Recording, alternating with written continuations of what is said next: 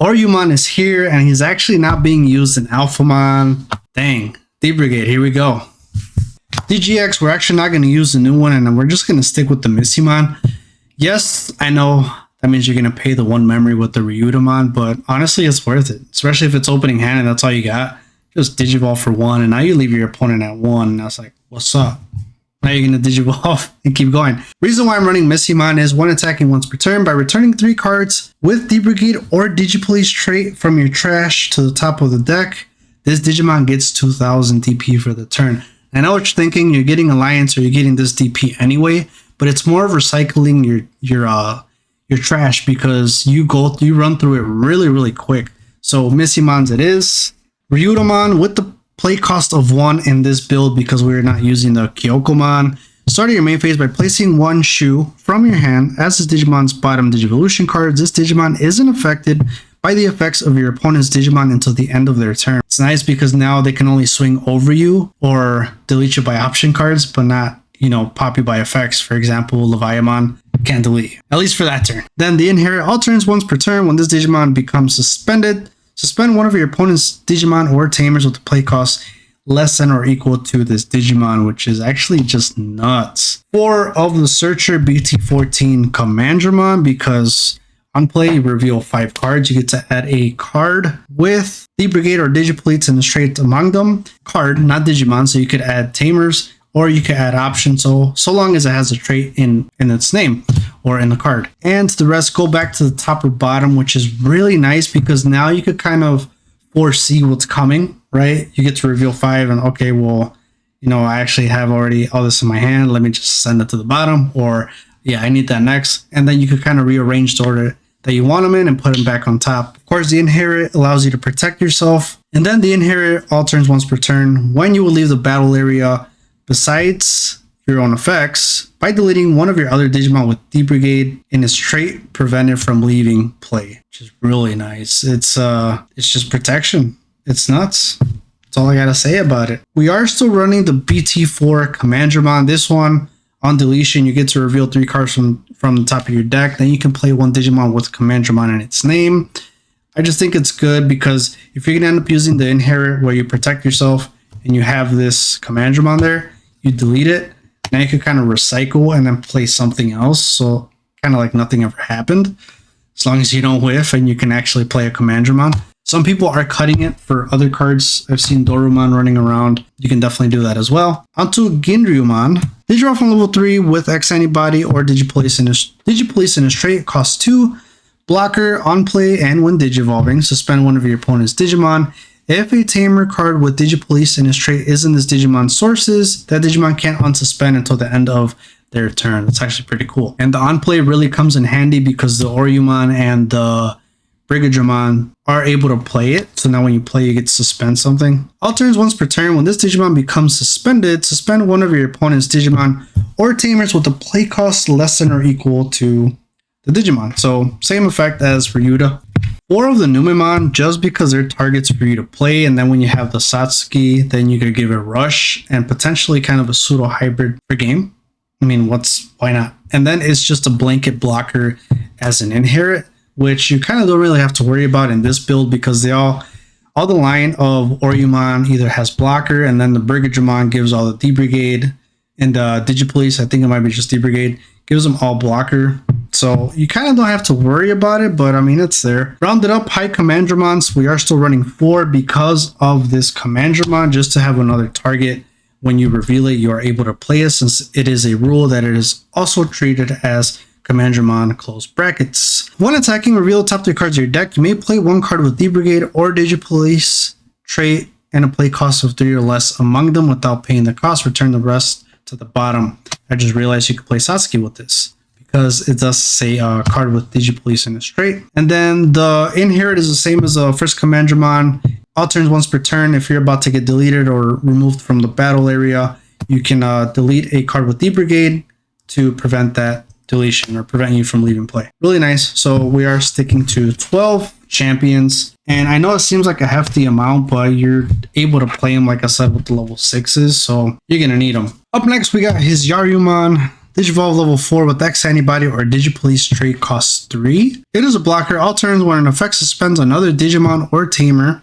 If a Tamer card with DigiPolice trait is in this Digimon's evolution cards, this Digimon may Digivolve into a Digimon card with Beast Dragon or DigiPolice trait in your hand without paying the cost. Man, these descriptions are getting just longer and longer as the TCG goes, honestly. Basically, when a Tamer suspends or an effect suspends a Digimon, you're able to Digivolve into a level 6 for free, so long as it has Beast Dragon or DigiPolice in its trait. So it's cool because it works into the Brigadramon. You're able to Digivolve for free as opposed to 4, which is a hefty amount. And then I think the Oryumon is also 4. It's a way to bypass it. And then all turns once per turn, when an effect suspends another Digimon or Tamer, unsuspend one of your Digimon with Beast Dragon or DigiPolice in its trait. That's the inherit, all turns once per turn. And then for the last 4, still running the BC14 Cargo Dramon. As an on-play and when Digivolving, reveal the top 3 cards of your deck. You may play 1 card with D-Brigade or DigiPolice trait and a play cost of 4 or less among them without paying the cost. Trash the rest. This is good to play the shoes if you don't have the Ryudomon. This is good to play Ryudomons for free as opposed to paying the 1 cost if you don't want to, and or just paying anything that you're able to. The inherit for the Cargo Dramon, all turns once per turn. When one of your other Digimon is deleted, reveal the top 3 cards of your deck. You may play 1 Commandramon among them, and then you trash the rest. Again, why we are kind of going with the 4, kind of 8 Commandramons, and then the high Commandramons. They are a target for this Cargo Dramon's inherit. Because it is the new level 6, we are doing for the Oryumons. Digivolve level 5 with X antibody. DigiPolice in its trait costs 4 blocker when Digivolving. If a Tamer card with DigiPolice is in this Digimon's Digivolution sources, return one of your opponent's suspended Digimon or Tamers to the bottom of the deck. All turns once per turn, when this Digimon becomes suspended, you may play 1 Digimon card with Beast Dragon or DigiPolice trait and 5000 DP or less from your hand without paying the cost. I was dreading doing this deck profile because I know I was going to be doing a lot of readings, so here we are. So it's nice because when you do block, you do trigger his all turns once per turn. And of course, when you attack, you also trigger it as well because you are becoming suspended. It does keep up the whiteboardness ability of the Brigadramon, which is why we're playing still 2 of. You can run 3 and 3. You can honestly do still 4 if you want to main more of the D-Brigade and then just run 2 of the Oryumon. Really up to your preference of playstyle. The Brigadramon, when Digivolving, delete up to 7 play cost totals worth of your opponent's Digimon. It's already pretty nice. Good removal.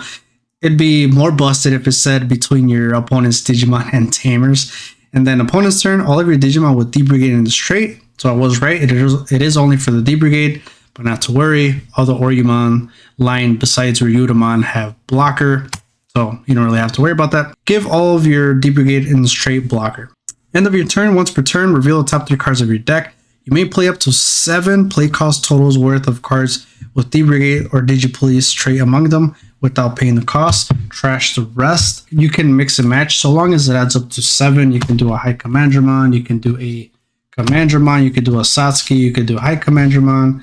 Anything that can add up to play cost of 7 is a go, so long as it has it in the straight. But what I like is that you're able to play any of the level 5s, and since that Cargo Dramon has an on play, now you're going to be able to kind of further widen your board by playing more Digimon. So Brigadramon, honestly, that thing is still a menace. This is nuts. And then being able to protect itself is just... So let's move on to the Tamers here. 4 of the Shu Yulin security. Play this card without playing the cost. Start of your turn, it's a memory setter. So now you go to 3 memory. And now here, the Mind Link, you get to place this card under 1 Digimon with X antibody or DigiPolice, which works with every single card in this deck because they all have either DigiPolice and other Ryudomon has X antibody and DigiPolice. And now when you Mind Link, the inherit all turns when this Digimon has an X antibody or DigiPolice trait, it gains Alliance and Reboot. And then of course you have end of turns, you're able to just spit the Tamer back out. So it's nice because when you do go into the Oryu and now you have the Shu Yulin, you get to suspend your Oryu, play a Digimon if you end up playing with a 5000 DP or less. Let's say you play the High Commandramon. Now you can still trigger Alliance, and now you got security attack +1. And now with that, that will trigger all the Oryumon's line of inherit, allowing you to unsuspend, allowing you to suspend other Digimon, another Tamer, now allowing you to swing again. If you do have another Digimon, you can do Alliance again. You could cut the Satsuki from 4. I personally love it at 4 because she gives you a memory. Cost 3, you're able to play it from a lot of effects. And since I am playing for the Numemons, when you do play, you get to tuck Satsuki underneath her. And now when you do that, you get Rush. And if you give one Digimon Rush. If you happen to give it to the Numemon, you get to swing with it. You already have jamming. The Satsuki gives you jamming and reboot.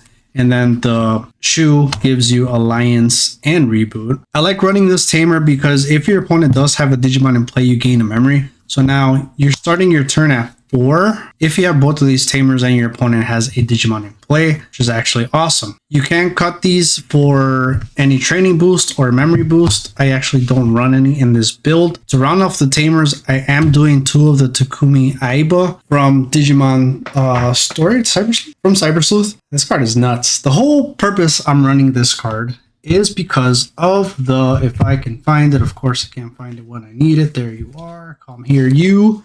Hisyaru. It's the whole reason. And we'll do a little showcase here, right? You're at 0. You have a Takumi. I'm sorry. You're at 3. You have a Takumi.